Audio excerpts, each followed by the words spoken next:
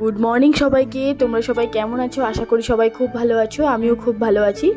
তখন সকাল বাজে 6টা থেকে 6:30টার মতো। আমি সকালে উঠেই আগে করিডোরটা খুলে নিচ্ছিলাম। করিডোর খোলার পরেই প্রথমে আগে মিষ্টিকে ডাকছিলাম যে বাইরে থেকে শুশু করে আয়, কারণ সকালবেলা ওঠার পর ওকে আগে শুশু করতে পাঠানো হয় বাইরে।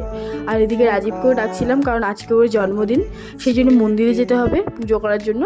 সেই জন্য ওকে বলছিলাম যে আজকে সকালে উঠে পড়ো খুব তাড়াতাড়ি। তারপরে ও ওঠার পরে এদিকে আমি বিছানা উঠিয়ে নিচ্ছিলাম, তারপরে ঘর সরে নিচ্ছিলাম। ঘর সরার সময় দেখছি যে মিষ্টি বাইরে বসে আছে, কারণ আমি ঘর সরছি, ঘরে আসলে আমার কাছে বকা খাবে, সেই জন্য বাইরে বসে ওয়েট করছিল। আর এদিকে ঘরও মুছে নিয়ে পরিষ্কার করে নিলাম, কারণ আজকে আর সেরকম বাসন মাজা ছিল না, রাতেই আমি মেজে ধুয়ে রেখেছিলাম। তারপরে গেলাম স্নান করতে। স্নান টান করে বেরিয়ে এসে দেখছি যে রাজীব এখানে ফুল গাছে জল দিচ্ছে, আর আমি স্নান করেছি আগে, সেজন্য আমি পুজো দিয়ে নিচ্ছিলাম। পুজো দেওয়ার সময় দেখছি যে রাজীব ব্যান্ডেজ করছিল, কারণ ওর হাতে ব্যথাটা এখনও সারেনি ঠিক মতো। তারপর আমি রেডি হচ্ছিলাম, কারণ মন্দিরে যেতে হবে। আর এদিকে রাজীবও ব্যান্ডেজ করে রেডি হয়ে গেছে। আর এদিকে মিষ্টিও আমাদের সাথে যাবে, কারণ মিষ্টিকে মামির বাড়ি ছাড়তে হবে, তো আমরা রেডি মন্দিরে যাওয়ার জন্য।